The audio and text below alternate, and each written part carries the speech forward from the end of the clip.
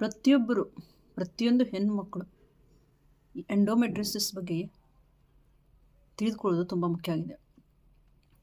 ಎಂಡೋಮೆಟ್ರಿಸಿಸ್ ಏನಂದರೆ ಅದು ಗರ್ಭಾಶಯದ ಒಳಪದರವನ್ನು ಹೋಲು ಅಂಗಾಂಶವು ಗರ್ಭಾಶಯದ ಹೊರಗೆ ಬೆಳೆಯುವ ಸ್ಥಿತಿಯಾಗಿದ್ದು ಇದು ವಿವಿಧ ರೋಗ ಲಕ್ಷಣಗಳನ್ನು ಉಂಟು ಮಾಡ್ತದೆ.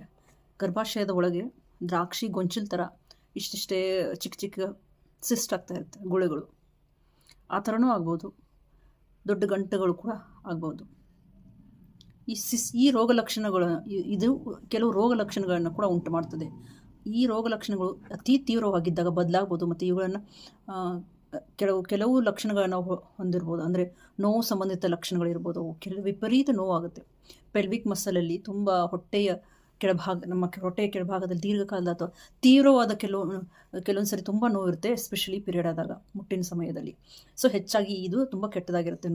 ನೋವಿನ ಅವಧಿ ಏನಿದೆ ಡಿಸ್ಮೋನೇರಿಯಾ ಅಂತ ಏನು ಹೇಳ್ತೀವಿ, ಅದು ತೀವ್ರವಾಗಿ ಮುಟ್ಟಿನ ಸೆಳೆತಗಳು ಅವಧಿಯ ಮೊದಲು ಪ್ರಾರಂಭ ಆಗುತ್ತೆ ಮತ್ತು ಈ ಪೀರಿಯಡ್ ಆಗೋಕ್ಕಿಂತ ಮುಂಚೆನೇ ಸ್ವಲ್ಪ ಹೊತ್ತು ಅದು ಸ್ಟಾರ್ಟ್ ಆಗೋಕ್ಕೆ ಶುರು ಆಗುತ್ತೆ ಮತ್ತು ಹಲವಾರು ದಿನಗಳವರೆಗೆ ಇದು ಇರ್ತದೆ.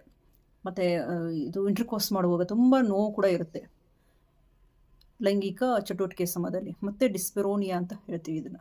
ಸೊ ಇಂಥ ಸಮಯದಲ್ಲಿ ಕೂಡ ಅತಿಯಾದ ನೋವು ಕಾಣಿಸ್ಕೊಳ್ಳುತ್ತೆ, ಅಸ್ವಸ್ಥತೆ ಇರುತ್ತೆ ಅಥವಾ ಕೆಲವು ತಲೆನೋವು ಕೂಡ ಬರುತ್ತೆ. ಕರುಳಿನ ಚಲನೆ ಅಥವಾ ಮೂತ್ರ ವಿಸರ್ಜನೆಯೊಂದಿಗೆ ವಿಶೇಷವಾಗಿ ಮುಟ್ಟಿನ ಸಮಯದಲ್ಲೇ ತುಂಬ ನೋವು ಇರುತ್ತೆ ಪೆಲ್ವಿಕ್ ಮಸಲಲ್ಲಿ. ಮತ್ತು ಮುಟ್ಟಿನ ಅಕ್ರಮಗಳು ಅಂತಂದರೆ ಭಾರೀ ರಕ್ತಸ್ರಾವ ತುಂಬ ವಿಪರೀತ ಆಗುತ್ತೆ ಆ ಸಮಯದಲ್ಲಿ. ಮೆನೋಹೆರ್ಜಿಯಾ ಅಂತ ಹೇಳ್ತವೆ ಇದನ್ನು. ಮತ್ತು ಮುಟ್ಟಿನ ನಡುವೆ ಗುರುತಿಸುವ ಅಥವಾ ರಕ್ತಸ್ರಾವ ಅತಿಯಾಗುತ್ತೆ, ಗಂಟು ಥರ ಇರುತ್ತೆ.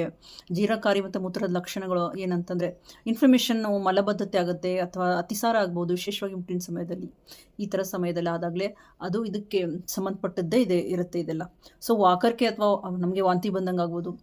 ಮೂತ್ರ ವಿಸರ್ಜನೆ ಸಮಯದಲ್ಲಿ ನೋವು ಅಥವಾ ಅಸ್ವಸ್ಥತೆ, ವಿಶೇಷವಾಗಿ ನಿಮ್ಮ ಅವಧಿಯಲ್ಲಿ. ಇನ್ನು ಬಂಜೆತನ ಕೂಡ ಇರುತ್ತೆ. ಮದುವೆ ಆಗಿ ಗರ್ಭಿಣಿ ಆಗೋಕ್ಕೆ ಕಷ್ಟ ಆಗ್ಬೋದು. ಎಂಡೋಮೆಟ್ರಿಸಿಸ್ನ ಇದು ಮುಖ್ಯ ಸಂಕೇತನೂ ಆಗಿದೆ. ಏಕೆಂದರೆ ಈ ಸ್ಥಿತಿ ಸಂತಾನೋತ್ಪತ್ತಿ ಅಂಗಗಳ ಮೇಲೆ ತುಂಬ ಪರಿಣಾಮ ಬೀರ್ಬೋದು. ಸೊ ನೀವು ಆಯಾಸ ಅನುಭವಿಸ್ತೀರ, ಆವಾಗ ತುಂಬ ವಿಪರೀತ ನಿರಂತರ ಆಯಾಸ ಮತ್ತು ದೀರ್ಘಕಾಲದ ನೋವು ಅಥವಾ ಇತರ ರೋಗ ಲಕ್ಷಣಗಳು ಅಂದರೆ ಋತುಚಕ್ರದ ಸಮಯದಲ್ಲಿ ಕಡಿಮೆ ಬೆನ್ನು ನೋವು ಇರ್ಬೋದು, ಕಾಲುಗಳಲ್ಲಿ ಹರಡುವ ಕೆಲವು ನೋವುಗಳು ಇರ್ಬೋದು, ದೀರ್ಘಕಾಲದ ನೋವುಗಳು ಮತ್ತು ಜೀವನದ ನಮ್ಮ ಡೇ ಟು ಡೇ ಆ್ಯಕ್ಟಿವಿಟೀಸ್ ಮೇಲೆ ಇದು ತುಂಬ ಪರಿಣಾಮ ಬೀರೋಕ್ಕೆ ಶುರು ಆಗುತ್ತೆ. ಮತ್ತು ಖಿನ್ನತೆಗೆ ಲೇಡಿ ಏನು ಮಾಡ್ತಾರೆ ಅಂದರೆ ತುಂಬ ಖಿನ್ನತೆ ಒಳಗಾಗ್ತಾರೆ. ಈ ಥರ ಇದ್ದಾಗ ಅವ್ರಿಗೆ ಬೇರೆ ಯಾವುದೋ ಆ್ಯಕ್ಟಿವಿಟೀಸಲ್ಲಿ ಇಂಟ್ರೆಸ್ಟ್ ಇರೋಲ್ಲ, ಮಾನಸಿಕ ಲಕ್ಷಣಗಳು ಕಾಣಿಸ್ಕೊಳ್ತವೆ. ಕೆಲವೊಂದು ಸರಿ ಡಿಪ್ರೆಷನ್ಗೆ ಹೋಗ್ಬೋದು. ವೈದ್ಯರನ್ನು ನೀವು ಯಾವಾಗ ನೋಡಬೇಕು ಅಂತಂದರೆ ನೀವು ತೀವ್ರವಾದ ನೋವು ಅಥವಾ ತುಂಬ ಸಮಯದವರೆಗೆ ನೋವು ಕಾಡ್ತಾ ಇದ್ದರೆ, ನಿಮ್ಮ ದೈನಂದಿನ ಜೀವನ ಮೇಲೆ ಅದು ತುಂಬ ಪರಿಣಾಮ ಬೀಳ್ತಾ ಇದ್ದರೆ, ಆವಾಗ ನೀವು ಅದನ್ನು ಸರಿಪಡಿಸೋಕ್ಕೆ ಈ ರೋಗ ಲಕ್ಷಣಗಳನ್ನು ಕೆಲವು ಎಕ್ಸ್ಪರ್ಟ್ಸ್ ಹತ್ರ ಹೋಗಿ ನೀವು ಡಿಸ್ಕಸ್ ಮಾಡಿ ಇದ್ರ ಬಗ್ಗೆ ನೀವು ಟ್ರೀಟ್ಮೆಂಟು ತೊಗೊಳ್ಬೇಕಾಗತ್ತೆ. ಸೊ ಏನಾದರೂ ನಿಮಗೆ ಡಾಕ್ಟರ್ಸ್ ಏನಾದರೂ ಇದ್ರ ಬಗ್ಗೆ ಆಪ್ರೇಷನ್ ಸಜೆಸ್ಟ್ ಮಾಡೋಕ್ಕೆ ಅಥವಾ ಗರ್ಭಕೋಶನ ರಿಮೂವ್ ಮಾಡೋಕ್ಕೆ ಕೂಡ ಹೇಳಲಾಗ್ತದೆ. ಅಂಥ ಸಮಯದಲ್ಲಿ ನೀವು ಏನು ಮಾಡಬೇಕು ಅನ್ನೋದನ್ನು ನಾನು ಮುಂದಿನ ವಿಡಿಯೋದಲ್ಲಿ ನನಗೆ ಡೀಟೇಲ್ ಆಗಿ ಹೇಳ್ತೀನಿ. ಧನ್ಯವಾದಗಳು. ನಮಸ್ಕಾರ. ನಾವು ಭಾಗ 1ರಲ್ಲಿ ಎಂಡೋಮೆಟ್ರಿಸಿಸ್ನ ಲಕ್ಷಣಗಳು ಏನು ಮತ್ತು ನೀವು ಯಾವಾಗ ಡಾಕ್ಟರನ್ನು ಕಾಣಬೇಕಾಗುತ್ತೆ ಅನ್ನೋದನ್ನು ನಾನು ನಿಮ್ಗೆ ಹೇಳಿದ್ದೆ. ನೀವು ಡಾಕ್ಟರನ್ನು ಭೇಟಿ ಮಾಡಿದಾಗ ಅವರು ನಿಮಗೇನಾದರೂ ಆಪ್ರೇಷನ್ ಸಜೆಸ್ಟ್ ಮಾಡಿದರೆ ಅಥವಾ ಗರ್ಭಕೋಶನ ರಿಮೂವ್ ಮಾಡಿದರೆ ಅದನ್ನು ನಾವು ಲೈಫ್ ಸ್ಟೈಲ್ ಮೂಲಕನೇ, ನಿಮ್ಮ ಜೀವನ ಶೈಲಿ ಮೂಲಕನೇ ಅದನ್ನು ಸರಿಪಡಿಸ್ಬೋದು. ನೀವು ಆಪ್ರೇಷನ್ಗೆ ಹೋಗೋಕ್ಕಿಂತ ಮುಂಚೆ ಕೆಲವು ಈ ರೀತಿ ಜೀವನ ಶೈಲಿಗಳನ್ನ ಚೇಂಜ್ ಮಾಡಿದರೂ ಕೂಡ ನಿಮ್ಮ ಆಪ್ರೇಷನ್ನ ತಡಿಬೋದು. ಮತ್ತು ಈ ಲಕ್ಷಣಗಳನ್ನ ನೀವು ನಿಮ್ಮ ಜೀವನ ಶೈಲಿಯಲ್ಲಿ ಅಳವಡಿಸ್ಕೊಂಡ್ರೆ ಇದು ಕ್ಯೂರ್ ಆಗೋ ಸಾಧ್ಯತೆ ಕೂಡ ಇರುತ್ತೆ. ಸೊ ಎಂಡೋಮೆಟ್ರಿಸಿಸನ್ನು ಜೀವನ ಶೈಲಿಯ ಬದಲಾವಣೆಗಳ ಮೂಲಕ ನಾವು ಇದನ್ನು ಪರಿಣಾಮಕಾರಿಯಾಗಿ ಇದನ್ನು ನಿರ್ವಹಿಸ್ಬೋದು. ಶಸ್ತ್ರಚಿಕಿತ್ಸೆಯ ಅಗತ್ಯವನ್ನು ಅಥವಾ ಗರ್ಭಕಂಠದಂತಹ ತೀವ್ರವಾದ ಕ್ರಮಗಳನ್ನ ಸಮರ್ಥವಾಗಿ ಇದು ಕಡಿಮೆ ಮಾಡ್ತದೆ.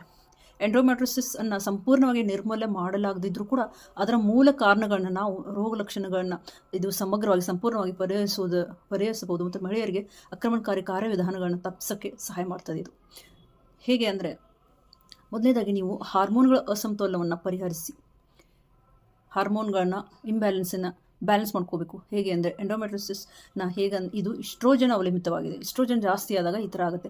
ಆದ್ದರಿಂದ ಹಾರ್ಮೋನ್ಗಳ ಸಮತೋಲನವು ನಿರ್ಣಾಯಕ ವಾಗಿರ್ತದೆ ಇಂಥ ಸಂದರ್ಭದಲ್ಲಿ. ಸೊ ಈಸ್ಟ್ರೋಜಿನ್ನ ಡಿಟಾಕ್ಸ್ ಹೇಗೆ ಮಾಡಬೇಕು ಅಂತಂದರೆ, ನೀವು ಕೋಸುಗಡ್ಡೆ, ಹೂಕೋಸು ಮತ್ತು ಬ್ರುಸೆಲ್ಸ್ ಮಗ್ಗುಗಳು, ಇಂತಹ ಕ್ರುಸಿಫರಸ್ ವೆಜಿಟೇಬಲ್ಸ್ಗಳನ್ನು ನಿಮ್ಮ ಡಯಟಲ್ಲಿ ಸೇರಿಸ್ಕೋಬೇಕಾಗುತ್ತೆ.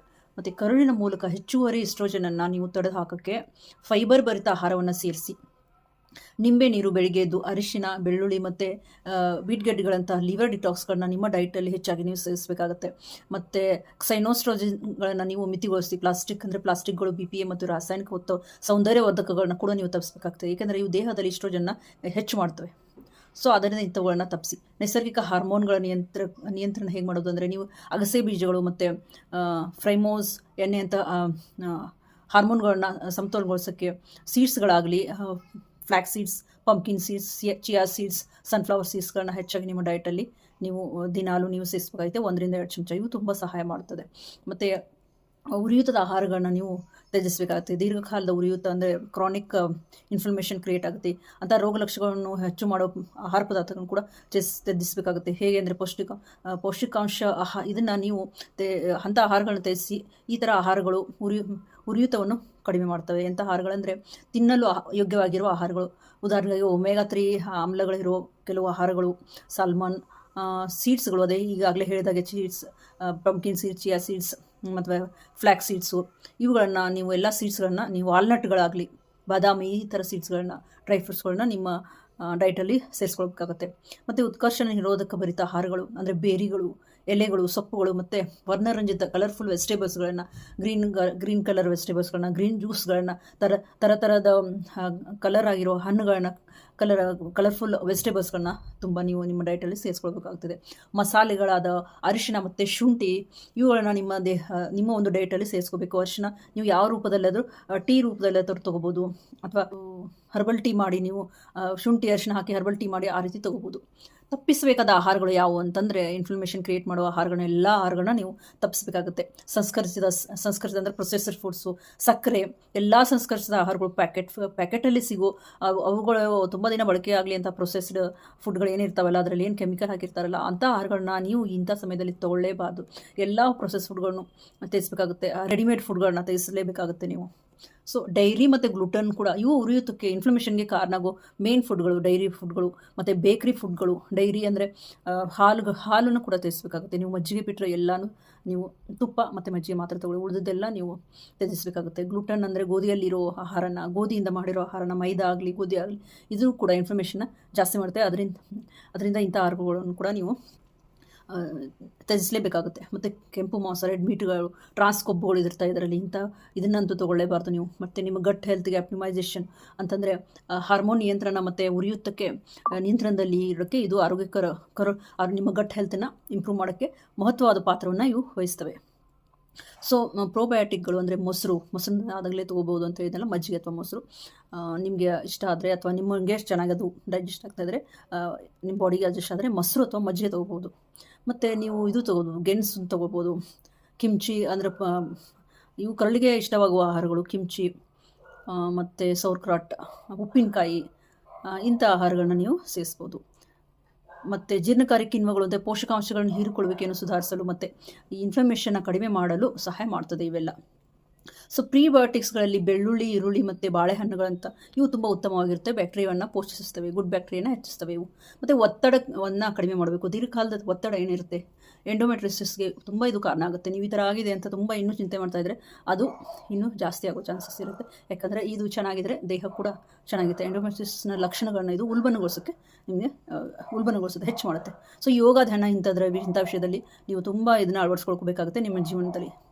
ಯೋಗ ಮತ್ತು ಧ್ಯಾನ ಪುನಶ್ಚೇತನಕಾರಿ ಯೋಗ ಭಂಗಿಗಳು ಅಥವಾ ಸಾವಧಾನತೆಯ ಒತ್ತಡವನ್ನು ಕಡಿಮೆ ಮಾಡೋಕ್ಕೆ ಸಹಾಯ ಮಾಡ್ತವೆ. ಪೆಲ್ವಿಕ್ ಮಸಲ್ನ ಇಂಪ್ರೂವ್ ಮಾಡೋ ಸ್ಟ್ರಾಂಗ್ ಮಾಡೋ ಯೋಗಾಸನಗಳನ್ನ ನೀವು ಮಾಡ್ಬೋದು. ಇವು ನೋವನ್ನು ಕೂಡ ಕಡಿಮೆ ಮಾಡುತ್ತದೆ. ಪ್ರಾಣಾಯಾಮ, ನಾಡಿ ಶೋಧನ ಪ್ರಾಣಾಯಾಮ, ಮೂಗಿನ ಹೊಳ್ಳೆ ಉಸಿರಾಟ ಅಂತ ಏನು ಹೇಳ್ತೀವಿ, ಪ್ರಾಣಾಯಾಮಗಳು, ಎಲ್ಲ ಪ್ರಾಣಾಯಾಮಗಳನ್ನ ನೀವು ಮಾಡ್ಬೋದು. ಮತ್ತು ವ್ಯಾಯಾಮಗಳಲ್ಲಿ ನರಮಂಡಲವನ್ನು ಶಾಂತಗೊಳಿಸ್ತವೆ ವ್ಯಾಯಾಮ ಮಾಡೋದ್ರಿಂದ. ಮತ್ತು ವಿಶ್ರಾಂತಿ ತುಂಬ ಮುಖ್ಯ. ವಿಶ್ರಾಂತಿ ಅಭ್ಯಾಸಗಳು, ಬೆಚ್ಚಗಿನ ಸ್ನಾನ, ಲೆವೆಂಡರ್ ಎಣ್ಣೆಯೊಂದಿಗೆ ನೀವು ಅರೋಮಾಥೆರಪಿ ಮತ್ತು ಜರ್ನಲಿಂಗ್ ಮಾಡೋದು ನಿಮ್ಮ ಮನಸ್ಸನ್ನು ಶಾಂತವಾಗಿರಿಸೋಕ್ಕೆ ಇವು ಸಹಾಯ ಮಾಡ್ತವೆ. ಮತ್ತು ನಿಯಮಿತವಾಗಿ ವ್ಯಾಯಾಮ ಮಾಡೋದು ಕೂಡ ತುಂಬ ಮುಖ್ಯ ಆಗಿದೆ. ವ್ಯಾಯಾಮವು ಈ ಇನ್ಫ್ಲಮೇಷನ್ನ ಕಡಿಮೆ ಮಾಡೋದಲ್ಲದೆ ರಕ್ತ ಪರಿಚಲನೆ ಕೂಡ ಸುಧಾರಿಸ್ತವೆ ಮತ್ತು ಹಾರ್ಮೋನ್ಗಳನ್ನ ಸಮತೋಲನಗೊಳಿಸ್ತವೆ, ಬ್ಯಾಲೆನ್ಸ್ ಆಗಿರ್ತವೆ. ಸೊ ಕಡಿಮೆ ಪರಿಣಾಮದ ಆಯ್ಕೆಗಳು ಅಂದರೆ ವಾಕಿಂಗ್ ಮತ್ತು ಈಜು, ಅಥವಾ ನೀವು ಲೈಟಾಗಿ ಯಾವುದಾದ್ರೂ ತರಬೇತಿ ಅಥವಾ ಯಾವುದಾದ್ರೂ ಕ್ಲಾಸಸ್ ಕೂಡ ನೀವು ಸೇರ್ಕೊಳ್ಬೋದು. ಪೆಲ್ವಿಕ್ ಫ್ಲೋರ್ ಥೆರಪಿ ಅಂದರೆ ನೋವು ನಿವಾರಣೆ ಮತ್ತು ಸ್ನಾಯುವಿನ ವಿಶ್ರಾಂತಿಗೆ ಇವು ಸಹಾಯ ಮಾಡ್ತವೆ. ಮತ್ತು ಯೋಗ ಮಗುವಿನ ಚೈಲ್ಡ್ ಫೋಸ್ ಅಂತ ಏನು ಹೇಳ್ತೀವಿ, ಆ ಯೋಗ ಫೋಸ್ಗಳು ಮತ್ತು ಕೋಬ್ರಾ ಇಂಥ ವ್ಯಾಯಾಮಗಳನ್ನ ನೀವು ಮಾಡಿ. ಈ ಭಂಗಿಗಳು ಇದಕ್ಕೆ ತುಂಬ ಸಹಾಯ ಮಾಡ್ತವೆ, ನಮ್ಮತೆಯನ್ನು ಸುಧಾರಿಸ್ತದೆ ಮತ್ತು ನೋವನ್ನು ಕೂಡ ಕಡಿಮೆ ಮಾಡೋಕ್ಕೆ ಇವು ಸಹಾಯ ಮಾಡ್ತದೆ. ಮತ್ತು ಡಿಟಾಕ್ಸ್ ಮಾಡೋಕ್ಕೆ ಏನು ಮಾಡಬೇಕು ಅಂದರೆ, ನೀವು ದೇಹ ವಿಷವನ್ನು ಹೊರಗೆ ತೆಗೆದು ಹಾಕೋಕ್ಕೆ ಕೂಡ ಇದು ಕೂಡ ತುಂಬ ಇಂಪಾರ್ಟೆಂಟ್ ಥಿಂಗ್ಸ್ ಇದು. ಯಾಕಂದರೆ ಎಸ್ಟ್ರೋಜನ್ ಜಾಸ್ತಿ ಆಗಿದೆ, ನೀವು ಡಿಟಾಕ್ಸ್ ಮೂಲಕ ಹೊರಗೆ ಹಾಕ್ಬೋದು. ಇದು ತೆಗೆದು ಹಾಕೋಕ್ಕೆ ಹಾರ್ಮೋನುಗಳ ಆರೋಗ್ಯವನ್ನು ಇದು ಕಾಪಾಡೋಕ್ಕೆ ಸಹಾಯ ಮಾಡ್ತದೆ ನಿಮಗೆ. ಸೊ ಜಲಸಂಚಯನ ವಿಷಯವನ್ನು ಹೊರಗೆ ಹಾಕೋಕ್ಕೆ ಪ್ರತಿದಿನ ಕನಿಷ್ಠ 2-3 ಲೀಟರ್ ನೀರನ್ನು ನಿಮ್ಮ ಒಂದು ತೂಕಕ್ಕೆ ತಕ್ಕಂತೆ ನೀವು ಸೇವಿಸಲೇಬೇಕಾಗುತ್ತೆ. ಇದೊಂದು ಈಸಿ ಆ್ಯಂಡ್ ಕಾಸ್ಟ್ ಎಫೆಕ್ಟಿವ್ ಮಾರ್ಗ ಇದೊಂದು, ಚೆನ್ನಾಗಿ ನೀರು ಕುಡಿಯೋದು. ಸೊ ವಾರ್ಮ್ ವಾಟರನ್ನ ನೀವು ಪ್ರಿಫರ್ ಮಾಡಿ. ತುಂಬ ತಣ್ಣಗಿರೋ ನೀರು ಬೇಡ, ತುಂಬ ಬಿಸಿಯಾಗಿರೋ ನೀರು ಬೇಡ. Light warm water is good.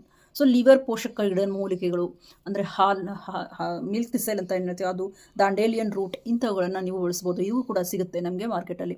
So dry brushing ಅಂದರೆ ಡ್ರೈ ಬ್ರಷ್ ಸಿಗುತ್ತೆ ಒಂದು ನಿಮಗೆ, ಅದು ಅಮೆಝಾನ್ ಕೂಡ ಲಭ್ಯ ಆಗುತ್ತೆ. ಅದನ್ನು ಬಾಡಿನಲ್ಲೆಲ್ಲ ನೀವೇನು ಮಾಡಬೇಕು, ಬ್ರಷ್ ಥರ ಅದನ್ನು ತಿಕ್ತಾ ಇರಬೇಕು. ಡ್ರೈ ಬ್ರಷಿಂಗ್ ಅಂತಾರೆ ಅದು. ಸೊ ಅದನ್ನು ಸುಮ್ಮನೆ ಡ್ರೈ ಆಗಿ ಅದನ್ನು ತಿಕ್ಕಿ ಆಮೇಲೆ ನೀವು ಸ್ನಾನ ಮಾಡ್ಬೋದು. ಇದು ಕೂಡ ನಿಮ್ಮ ಇನ್ಫ್ಲಮೇಷನ್ ಕಡಿಮೆ ಆಗೋಕ್ಕೆ, ನಿಮ್ಮ ನೋವನ್ನು ಕಡಿಮೆ ಆಗೋಕ್ಕೆ ಕೂಡ ಇದು ನಿಮಗೆ ಸಹಾಯ ಮಾಡ್ತದೆ. ಮತ್ತು ನೈಸರ್ಗಿಕ ನೋವು ನಿರ್ವಹಣೆ ಅಂತಂದರೆ ಹೀಟ್ ಥೆರಪಿ ಮಾಡೋದು. ಪೆಲ್ವಿಕ್ ನೋವು ನಿವಾರಣೆಗಾಗಿ ನೀವು ಹೀಟಿಂಗ್ ಪ್ಯಾಡನ್ನು ಆ ಜಾಗದಲ್ಲಿ ನೀವು ಬಳಸಿ ಸ್ವಲ್ಪ ಹೊತ್ತು ಅದನ್ನು ಇಟ್ಕೋಬೋದು. ಟೆಂಪ್ರರಿ ನಿಮಗೆ ಅದು ರಿಲೀಫ್ ಸಿಗುತ್ತೆ. ಸೊ ಗಿಡಮೂಲಿಕೆಗೆ ಪರಿಹಾರಗಳು ಅಂತಂದರೆ, ನೀವು ಒತ್ತಡ ಕಡಿಮೆ ಮಾಡೋಕ್ಕೆ ಅಶ್ವಗಂಧ ಚೂರ್ಣವನ್ನು ಬಳಸ್ಬೋದು. ಮತ್ತು ನೋವು ಮತ್ತು ಉರಿಯುವಿಕೆಗೆ ಶುಂಠಿ ಮತ್ತು ಅರಿಶಿಣವನ್ನು ಕೂಡ ಮಾಡಿ ಮಾಡಿ ಕೂಡ ಇದನ್ನು ನೀವು ತೊಗೋಬೋದು. ಸಾರಭೂತ ತೈಲಗಳು ಅಂತಂದರೆ ಲ್ಯಾವೆಂಡರ್ ಅಥವಾ ಕ್ಲಾರಿ ಋಷಿ ಮಸಾಜ್ಗಳು ಸೆಳೆತವನ್ನು ಕಡಿಮೆ ಮಾಡೋಕ್ಕೆ ಕೂಡ ನಿಮಗೆ ಅವು ಸಹಾಯ ಮಾಡ್ತವೆ. ಮತ್ತು ಗರ್ಭಕಂಠ ಅಥವಾ ಶಸ್ತ್ರಚಿಕಿತ್ಸೆಯನ್ನು ತಪ್ಪಿಸಿ ದಯವಿಟ್ಟು, ಯಾಕಂದರೆ ಅದನ್ನು ಮಾಡೋಕ್ಕಿಂತ ಮುಂಚೆ ಇದನ್ನೆಲ್ಲ ಟ್ರೈ ಮಾಡಿ ಇದು ವರ್ಕ್ ಆಗದಿದ್ದರೆ ಮಾತ್ರ ನೀವು ಆ ಒಂದು ಆಪ್ರೇಷನ್ ಇದಕ್ಕೆ ಹೋಗಬೇಕಾಗುತ್ತೆ. ಅದಕ್ಕಿಂತ ಮುಂಚೆ ಇವೆಲ್ಲ ನೀವು ಮಾಡಲೇಬೇಕಾಗುತ್ತೆ. ಶಸ್ತ್ರಚಿಕಿತ್ಸೆಯನ್ನು ಕೆಲವು ಪ್ರೆಫರ್ ಮಾಡುವ ಮೊದಲು ರೋಗ ಲಕ್ಷಣಗಳನ್ನು ಪರಿಹರಿಸಲು ನೈಸರ್ಗಿಕ ವಿಧಾನಗಳನ್ನು ನೀವು ಮಾಡಿ ಆಮೇಲೆ ಅದನ್ನು ನೀವು ಕಂಡ್ಕೋಬೋದು. ಸಮಗ್ರ ವೈದ್ಯರಿಂದ ನೀವು ಮಾರ್ಗದರ್ಶನ ಪಡಿಬೇಕು. ಇದಕ್ಕೆ ಡೈಟಿಷಿಯನ್, ನ್ಯೂಟ್ರಿಷನಿಂದ ಸಲಹೆ ತೊಗೋಬೋದು. ದೀರ್ಘಕಾಲೀನ ಸುಧಾರಣೆಗಾಗಿ ನೈಸರ್ಗಿಕ ಚಿಕಿತ್ಸೆಯನ್ನು ನೀವು ಬಳಸಿ. ಮತ್ತು ಶಸ್ತ್ರಚಿಕಿತ್ಸೆಯನ್ನು ಪರಿಗಣಿಸುವ ಮೊದಲು ಅಕ್ಯುಪ್ರೆಷರ್ನಂತಹ ಕನಿಷ್ಠ ಆಕ್ರಮಣಕಾರಿ ಚಿಕಿತ್ಸೆಗಳನ್ನು ನೀವು ಚೂಸ್ ಮಾಡೋದು ಇಟ್ಸ್ ಬೆಟರ್. ಮತ್ತು ಮಹಿಳೆಯರಿಗೆ ಶಿಕ್ಷಣ ನೀಡುವುದು ಇತ್ತೀಚೆಗೆ ತುಂಬ ಅವಶ್ಯಕವಾಗಿದೆ. ಇದು ಹೆಚ್ಚಾಗ್ತಾ ಇರೋದರಿಂದ ಎಂಡೋಮೆಟ್ರಿಯೋಸಿಸ್ ಎಲ್ಲ ಮಹಿಳೆಯರಿಗೆ ನಾವು ಒಂದು ಎಜುಕೇಟ್ ಮಾಡೋದು ತುಂಬ ಮುಖ್ಯ ಆಗಿದೆ. ಸರಿಯಾದ ಜೀವನ ಶೈಲಿಯ ಬದಲಾವಣೆಗಳೊಂದಿಗೆ ಅನೇಕ ಮಹಿಳೆಯರು ಶಸ್ತ್ರಚಿಕಿತ್ಸೆ ಇಲ್ಲದೆ ತಮ್ಮ ಸ್ಥಿತಿಯನ್ನು ನಿರ್ವಹಿಸ್ಬೋದು ಅಂತ ನಾವು ಅವರಿಗೆ ಎಜುಕೇಟ್ ಮಾಡಬೇಕಾಗುತ್ತೆ, ಒತ್ತಿ ಹೇಳಬೇಕಾಗುತ್ತೆ, ಸಂದೇಶವನ್ನು ಪ್ರಚಾರ ಮಾಡಬೇಕಾಗುತ್ತೆ. ಎಂಡೋಮೆಟ್ರಿಯೋಸಿಸ್ ಎಂದರೆ ಶಸ್ತ್ರಚಿಕಿತ್ಸೆ ಅಥವಾ ಗರ್ಭಕಂಠ ಎಂದು ಅರ್ಥವಲ್ಲ. ಸರಿಯಾದ ಜೀವನ ಶೈಲಿ ಬದಲಾವಣೆಯೊಂದಿಗೆ ನಿಮ್ಮ ದೇಹ ಮತ್ತು ಜೀವನದ ಮೇಲೆ ಇದು ಸ್ವಾಭಾವಿಕವಾಗಿ ನಿಯಂತ್ರಣ ಕೂಡ ಮರಳಿ ನಿಮಗೆ ಪಡಿಬೋದು. ನನ್ನ ಒಂದು ಕ್ಲೈಂಟ್ ಇದ್ದಾರೆ, ಅವರು ಕೂಡ ಅವರಿಗೆ ಕೂಡ ಆಪ್ರೇಷನ್ ಸಜೆಸ್ಟ್ ಮಾಡಲಾಗಿತ್ತು. ವಿಪರೀತ ರಕ್ತಸ್ರಾವ ಮತ್ತು ಅವ್ರಿಗೆ ಚಿಕ್ಕ ಚಿಕ್ಕ ದ್ರಾಕ್ಷಿ ಗೊಂಚಲ ಥರ ಏನಂತ ಹೇಳಿದ್ದೇನೆ, ಆ ಥರ ಸಿಸ್ಟ್ ಇತ್ತು, ಹೆವಿ ಫ್ಲೋ ಇತ್ತು ಮತ್ತು ಕ್ಲಾಟ್ ಥರ ಬರ್ತಾಯಿತ್ತು.